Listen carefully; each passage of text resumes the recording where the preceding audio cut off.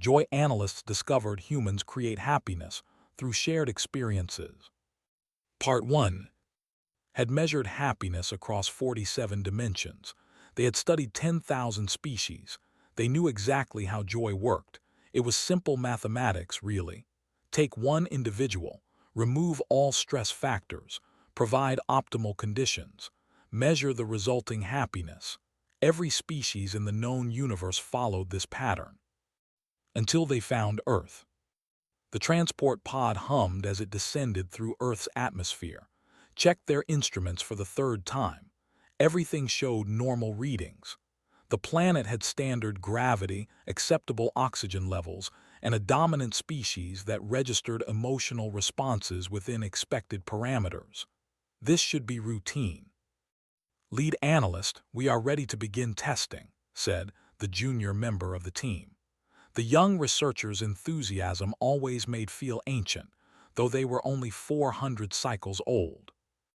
Proceed with standard isolation protocols, replied. They had set up the facility 3 kilometers underground, hidden from human detection. The chamber was perfect, temperature controlled to individual preference, lighting adjusted to circadian rhythms, food synthesized to match each subject's favorite meals, entertainment customized based on neural scans, every variable optimized for maximum happiness. The first human arrived, transported during sleep and placed gently in the chamber. A male, approximately 30 Earth years old, watched through the observation wall as the human woke up, looked around and seemed confused but not distressed. The chamber provided everything he needed. His favorite breakfast appeared at the proper time. His preferred music played softly. The temperature matched what his body found most comfortable. Monitored the readings. The human showed moderate contentment, nothing more. They waited. Surely, as the human realized all his needs were being met, his happiness would climb. But it didn't. In fact, after 3 Earth days, his happiness levels began to decline. This makes no sense, said, staring at the data. We are providing optimal conditions. His stress hormones are minimal. His physical needs are completely satisfied. Why is his happiness decreasing? Frowned, an expression they had learned from studying other species. Run a full diagnostic on all instruments. There must be a calibration error. They ran the diagnostics. Everything checked out. They brought in more humans, one at a time, each in their own perfect chamber. The results were identical, moderate contentment that slowly declined over time. Some humans even showed signs of distress despite having everything they could possibly need. I do not understand, admitted to their team. This violates fundamental principles of emotional mechanics. They have food, shelter, comfort, entertainment, safety. They should be experiencing peak happiness levels. One of the technicians, a being named Thorol from the dimension, suggested something unusual. Perhaps we should observe them in their natural habitat before continuing the experiments. Considered this. It was not standard procedure. The consortium's methods had been perfected over, but the data made no sense, and scientists had to follow the data wherever it led. Very well. Deploy observational probes. Let us see how these humans behave when we are not interfering. The probes were invisible to human technology, floating through cities and homes, recording everything. Spent days watching the footage, trying to understand what they were seeing. A human family gathered around a table. The food was simple, nothing compared to what the facility could synthesize. The seating looked uncomfortable. The room temperature was slightly too warm, yet instruments showed happiness levels that exceeded anything they had recorded in the isolation chambers. The humans talked and laughed. They shared food from each other's plates. They told stories about their day. One of the smaller humans, a child, spilled a drink, and instead of showing stress, the adults simply cleaned it up while making exaggerated funny faces that made the child laugh. The happiness readings spiked, not just in one human, in all of them simultaneously. Watch the recording 3 more times. This should not be possible, they whispered. Pulled up another observation. Lead analyst, you need to see this. The footage showed thousands of humans packed into a large structure. The air quality was poor. The noise levels were uncomfortable. Humans stood pressed against each other, barely able to move. By every measure, these were suboptimal conditions. Yet every single human in that space registered happiness levels that broke measurement scale. They swayed together. They sang together. They raised their arms in unison. When the music stopped, they cheered so loudly the probe's audio sensors had to recalibrate. "What is happening?" asked. "They should be miserable. They are hot, crowded, and uncomfortable. Instead, they appear to be experiencing more joy than we have ever recorded from any species." Pulled up more observations. A group of humans sitting in a park, talking and eating simple food. Happiness levels high. Two humans holding hands while walking, saying very little. Happiness levels elevated in both. A human helping another human carry heavy bags upstairs, both showing increased joy despite the physical strain. Then found something that made them question everything they knew. The probe had recorded a group of humans trapped by a severe snowstorm. They were stuck in a building with limited supplies. The temperature was dropping. By all calculations, their stress should be overwhelming. Instead, the humans gathered together. They shared blankets. They told stories. They sang songs. They laughed. Measured their happiness levels. The readings were impossibly high. "I need to speak with one of them," said. "Directly, no isolation chambers, no experiments, just observation and questions." The consortium strictly regulated contact with developing species, but had enough authority to make exceptions for scientific necessity. They chose one of the humans from the snowstorm group, a female named Sarah, and arranged a meeting that would appear to her as a strange dream, a method that left no lasting memories. "Tell me about the night you were trapped in the snowstorm," said gently. They had taken a form that appeared humanoid. Hopping it would be less frightening. Sarah smiled, an expression that involved pulling the corners of her mouth upward. Had learned this indicated happiness. "That was one of the best nights of my life," she said. "But you were in danger. You were cold and hungry. How could that be a good experience?" Sarah looked confused by the question. "Sure, it was uncomfortable, but we were all in it together, you know. We told stories, made each other laugh, kept each other warm. There was this moment when old Mister started singing this ridiculous song from his childhood, and we all joined in even though none of us knew the words. We just made them up as we went along. I remember looking around at everyone's faces in the dim light, all of us huddled together, and thinking how lucky I was to be with these people." Struggled to process this. "You were lucky to be trapped in a dangerous situation." "No, I was lucky to not be alone. That's what mattered. We took care of each other. We shared what we had. We made something good out of something bad together." After the conversation ended and Sarah safely forgot the encounter, sat in silence for a long time, approached cautiously. "Lead analyst, what does this mean?" Looked at all the data spread across their screens. Humans alone in perfect conditions showing moderate happiness. Humans together in terrible conditions showing extraordinary happiness. The pattern was unmistakable. Impossible, but unmistakable. "It means," said slowly, "that we have been measuring happiness incorrectly for the entire history of the consortium. It means that every fundamental principle we believe about joy and contentment may be wrong. It means that these humans, these supposedly primitive beings, have discovered something that the most advanced civilizations in 47 dimensions have completely missed." "What have they discovered?" Gestured at the screens showing humans laughing together, eating together, struggling together, celebrating together. "That happiness is not something you achieve alone. It is something you create together. And somehow, when they share their experiences, their joy does not simply add up. It multiplies." His expression showed the confusion felt. "But that violates the laws of emotional physics. Joy is an individual neurochemical response. It cannot multiply through proximity." "I know," said. That is what makes this the most important discovery in consortium history. Either our instruments are completely wrong, or humanity has broken the rules of happiness itself. We need to understand how this is possible. We need to understand why every other species achieves joy through isolation and optimization, while humans achieve it through connection and shared experience. Because if we can understand this, everything we know about happiness will have to be rewritten. The team worked through the Earth night, analyzing data, running simulations, trying to make sense of what they were seeing. But the more they looked, the clearer it became. Humanity was different, fundamentally, impossibly different, and knew that this discovery would shake the consortium to its core. Part 2. Convinced the Consortium Council to authorize a full embedded study. It was unprecedented.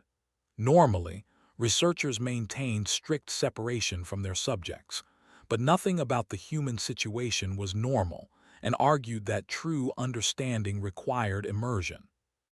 The team disguised themselves as humans. The technology was impressive, mimicking human appearance down to the smallest detail. Chose to appear as a middle-aged male with graying hair, became a young female with dark eyes. Thorol took the form of a broad-shouldered male with brown skin. They created false identities, false histories, and inserted themselves into human society in a medium-sized city on the continent called North America. The first week was overwhelming. Humans lived in constant proximity to each other. They seemed to seek out social contact rather than avoid it. Rented an apartment in a building full of humans, and neighbors kept introducing themselves, asking questions, inviting them to gatherings. It was exhausting and baffling in equal measure.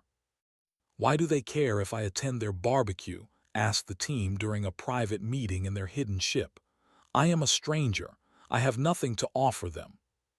"Mine keep asking me to join them for coffee," said. "I do not even need to consume caffeine, but they seem offended when I decline." Thorol looked thoughtful. "I think we are approaching this wrong. We are still thinking like consortium species.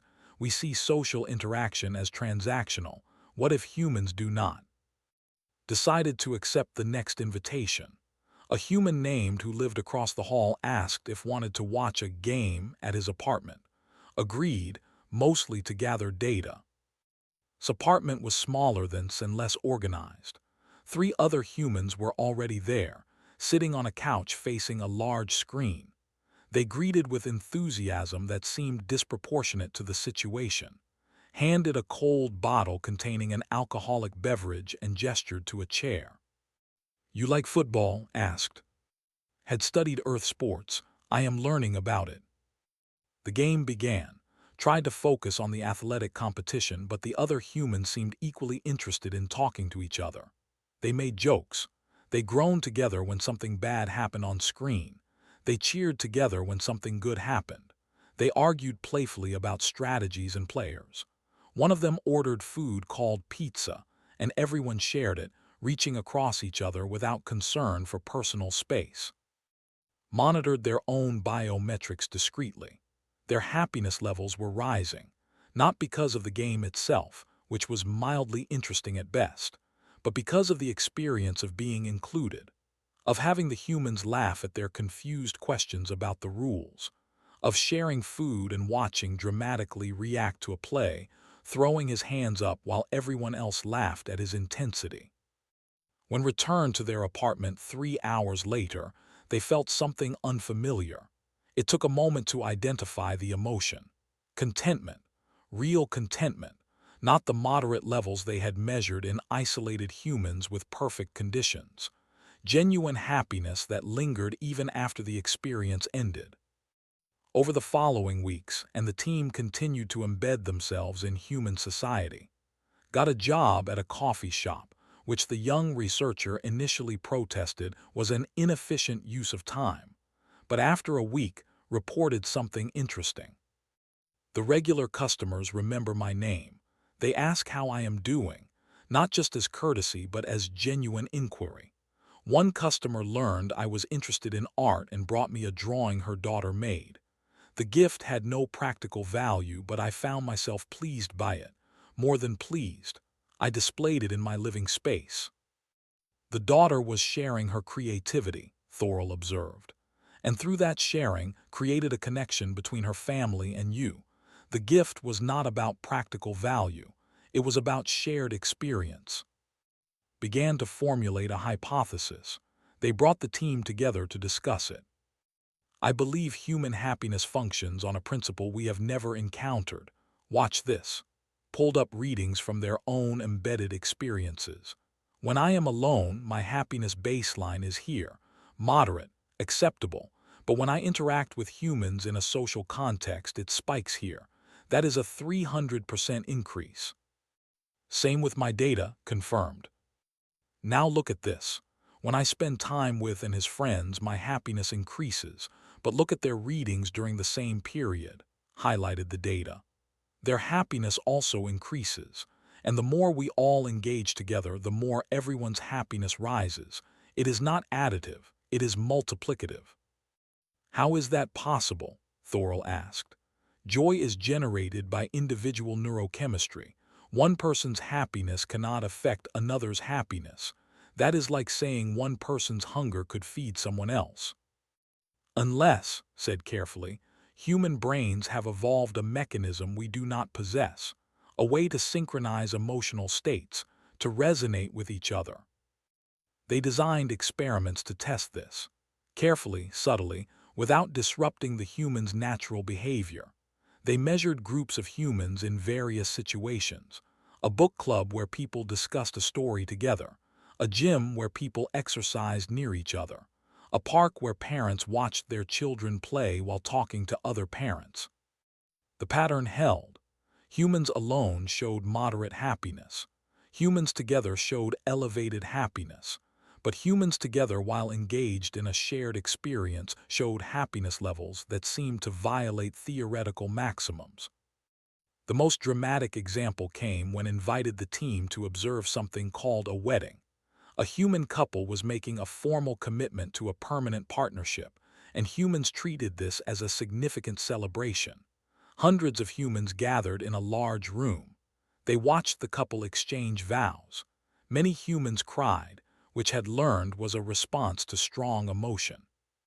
Then came the reception. Humans ate together. They danced together. They told stories about the couple. They laughed until they could barely breathe. Strangers became friends through shared tables and conversation. The happiness readings were off the scale, not just for the couple being celebrated, but for everyone present. Watched an elderly human woman dance with a young child, both laughing with pure joy. Neither of them were the couple being celebrated. Neither of them received any direct benefit from this event, yet their happiness was profound. They are happy because other people are happy, said quietly. They feel joy at witnessing joy. It is a feedback loop. Each person's happiness amplifies everyone else's happiness. That night made a confession to the team. I need to tell you something. I have been experiencing emotional responses I did not think possible for our species. Today, when I watched those humans celebrate their commitment to each other, when I saw how much their community cared about their happiness, I felt something I can only describe as honored to witness it. And I cried. You cried, Thorol stared. Our species evolved past that response ago. It is inefficient and serves no purpose. That is what I thought, but when it happened, it felt right. It felt like the only appropriate response to what I was seeing. Looked at the others. Tell me honestly, how are you feeling, really feeling? Spoke first. I am happier than I have ever been in my life. I look forward to going to work because I will see the regular customers. I enjoy conversations that have no practical purpose. Last week, one of the customers invited me to her home for dinner with her family, and I accepted. We ate food and talked for hours. It was the best night I have ever experienced. Thorol nodded slowly. I joined a recreational sports league. I am terrible at the game, but the other players encourage me. They laugh when I make mistakes, but not in a cruel way, in a way that includes me in the humor. After games, we go to an establishment where we drink and talk. I have been recording my happiness levels. They exceed anything I thought possible for my species. Pulled up a star chart. I want to show you something. These are the consortium species happiness levels over the past 1,000 cycles. Notice the trend. The chart showed a steady decline across nearly every species, slight but unmistakable. Now look at Earth. Humans face disease, poverty, conflict, natural disasters. They have shorter than most consortium species. Their technology is primitive. Their planet has finite resources. They have not even achieved interplanetary colonization. Yet their average happiness levels are higher than any consortium species. How is that possible? Because they have each other, said. Because they share everything. Their joys, their sorrows, their fears, their triumphs. They were never meant to be alone, and they never chose to be. Every human I have met understands this instinctively. It is built into their language. They do not say, "I am happy." They say, "I am happy with you," or "I am happy for you," or "I am happy we did this together." Felt the weight of what they had discovered. We need to report this to the Council, but I want to be clear about what we are saying. We are not just reporting an anomaly. We are saying that the consortium's entire approach to happiness and is fundamentally flawed.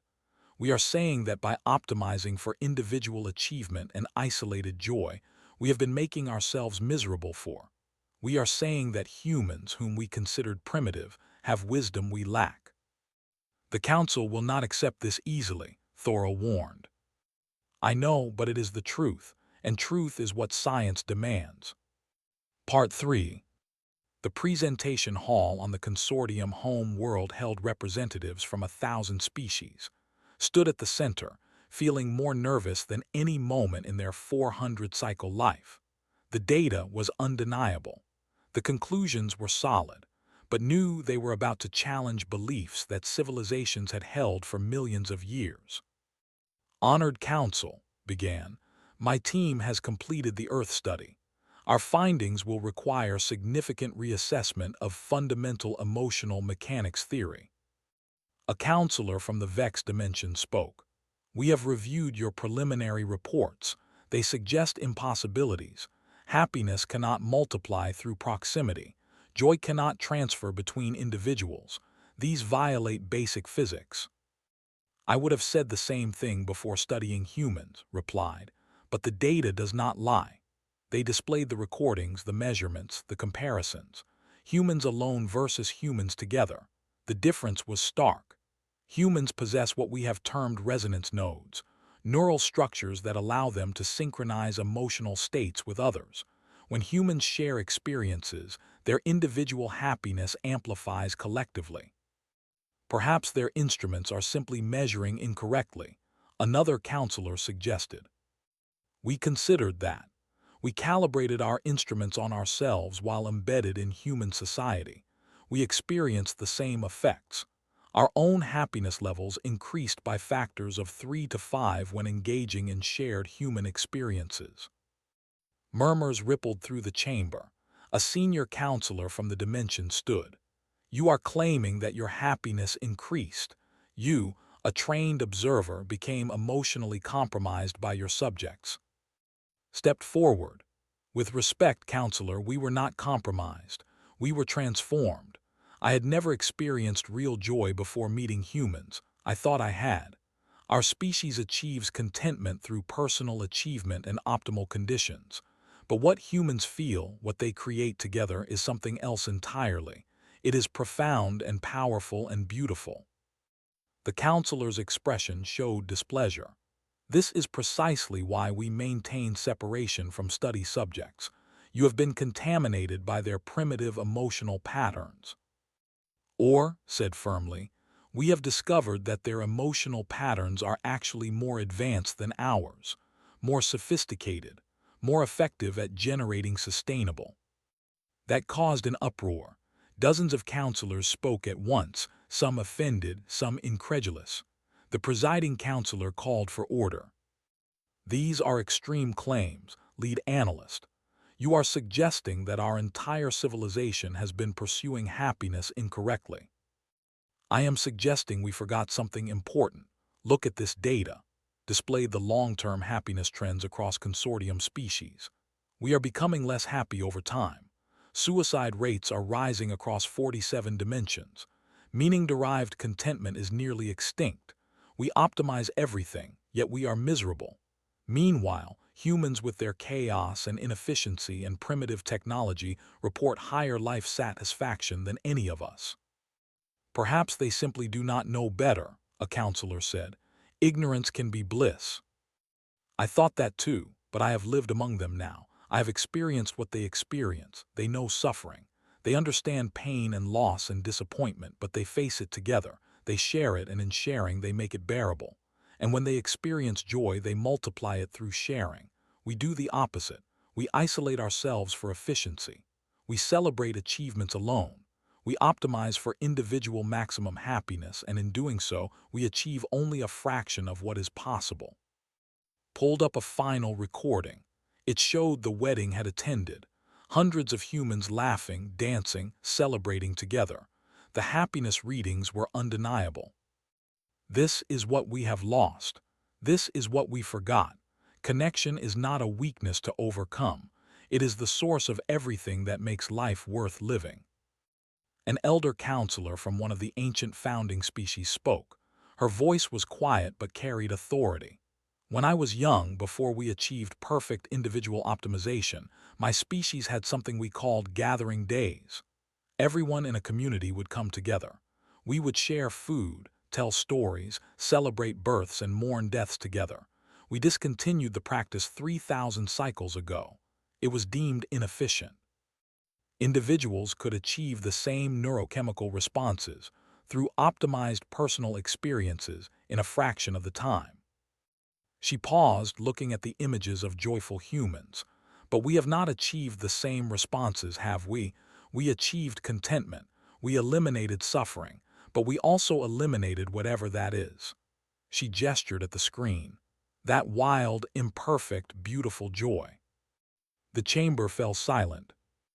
What do you propose, lead analyst? The presiding counselor asked. I propose we learn from humans before we try to teach them. I propose we send cultural exchange missions, not research teams. I propose we admit that a species we considered primitive has mastered something we lost. Most importantly, I propose we our own societies.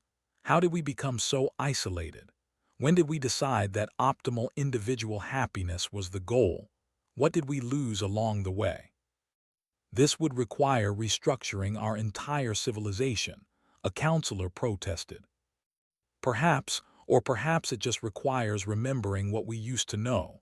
My species used to gather in family units. We shared meals. We celebrated together. We comforted each other in times of loss. When did we stop? Why did we stop? The elder counselor stood again.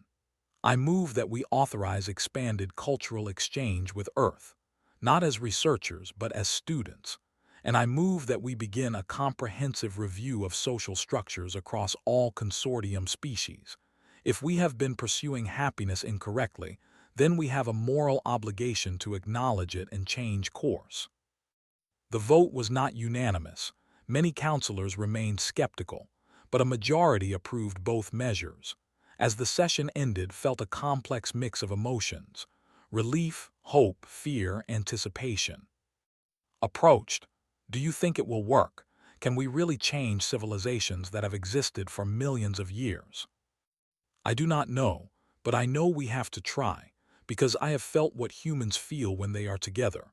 I have experienced joy that I did not know was possible, and I cannot go back to being alone, achieving solitary contentment and calling that enough. Thorol joined them. I have been thinking about human language. They have so many words for different types of togetherness: friend, family, community, neighbor, team, partner. Each word describes a different flavor of connection. My language has one word for all of it, and we rarely use even that word. We have to invent new vocabulary just to describe what we observed. Looked at their team. Over the months of study, they had become something humans would call friends. They checked on each other. They shared meals. They laughed at private jokes. They cared about each other's not because it was efficient, but because connection had become its own reward. The hardest part will be convincing others to try, said, to be vulnerable, to risk rejection, to invest in relationships that may fail. Humans accept those risks constantly. We will have to relearn how. News of the Earth study spread quickly through the consortium. Within cycles, several species had sent delegations to Earth, not to study humans as specimens but to learn from them as teachers. Humans, confused but welcoming, invited these strange visitors to dinners, parties, festivals, and game nights. They taught aliens how to make small talk, share food, play games, and tell jokes. They demonstrated that the path to happiness was not through perfection, but through imperfect connection. Some consortium species embraced the lessons more easily than others. The younger species, less set in their ways, began experimenting with communal gathering spaces. They revived ancient traditions of shared meals. They created new ones based on human examples. The changes were small at first, but the effects were measurable. Happiness levels began to rise. Returned to Earth 6 months after the council meeting. They wanted to see and the other humans who had unknowingly taught them so much. When opened his door and saw, his face broke into a huge smile. Hey, you disappeared on us. Come in, come in. Everyone's here for game night. Entered the familiar apartment. The same humans were there, plus a few new faces. They greeted with genuine pleasure, asking where they had been, what they had been doing. Someone handed a beer. Someone else made space on the couch. The game started, but as always, the game was just an excuse for the real purpose, being together. During a commercial break, asked casually, "You okay, man? You look kind of emotional." Realized they were crying. Again, they smiled through the tears. "I am better than okay. I am exactly where I want to be." "Good," said, clapping on the shoulder. "Because we missed you.